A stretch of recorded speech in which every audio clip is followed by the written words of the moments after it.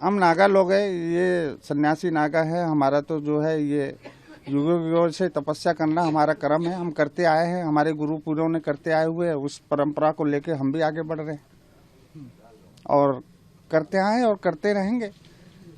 हाँ, अभी भी कर रहे हैं। रह गई बात मटके का स्नान का, तो रात को एक्चुअली ये 41 डेज का होता है, लेकिन यहाँ महाकुंभ मेले के अंदर जो है समय का और जगह का वो होने के वजह से हमने इसको 21 डेज का रख दिया। तो इसमें क्या अचानक जो है पहले दिन से ही 51 घड़े से जो है हमारा जलधारा चालू हुआ। रात को भर के रख देते हैं और सुबह आपके सामने आपने प्रक्रिया देखी, सब लोग मेरे ऊपर डालते हैं, मैं वहाँ बैठ जाता हूँ। उसको आप जलाभिषेक बोले। इस प्रक्रिया के बारे में बताइएगा, और क्या घड़े बढ़ते रहते हैं जी की प्रक्रिया में? घड़े बढ़ते हैं, एक दिन 3 बढ़ते हैं, एक दिन 2, एक दिन 3, एक दिन 2। अभी आज 61 घड़े थे।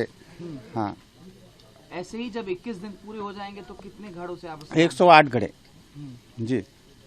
और ये जो है लोक कल्याण, जन कल्याण के लिए हम करते हैं और करते रहेंगे। हमारे बाबा जी, यहाँ फोकस मारिए अब, हमारे बाबा जी जहाँ मैं रहता हूँ बहुत ही सिद्ध पुरुष थे उस समय में। 65 साल हो गया इनका समाधि लग करके महाराज जी का। आज भी सिद्ध पुरुष है, इनके नाम का डंका बजता है उस क्षेत्र में, हमारे राजस्थान में।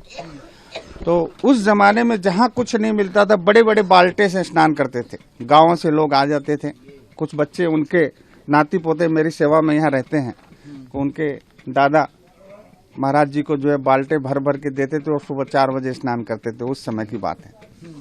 तो ये गुरु परंपरा है हमारे सन्यासियों का, जिसको हम लेके चलते हैं।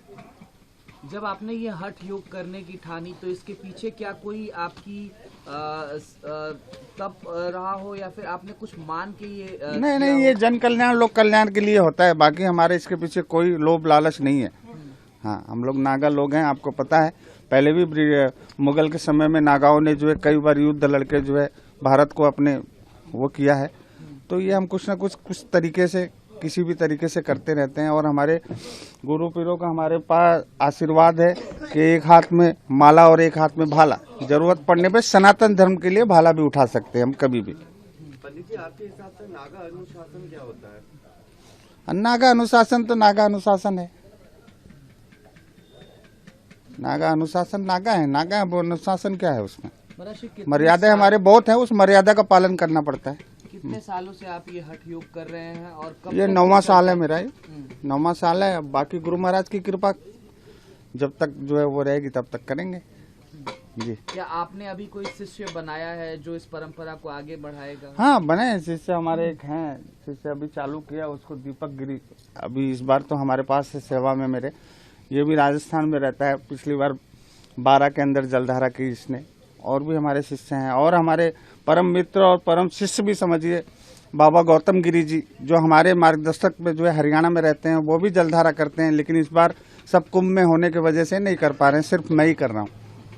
क्या जब महाकुंभ में आप स्नान करेंगे माता गंगा के, तो उसकी प्रक्रिया के बारे में बताइएगा। अभी तो आप घड़े से स्नान कर रहे हैं, और जब महाकुंभ 14 तारीख को जो है पहला शाही स्नान हमारे नागांव का होगा।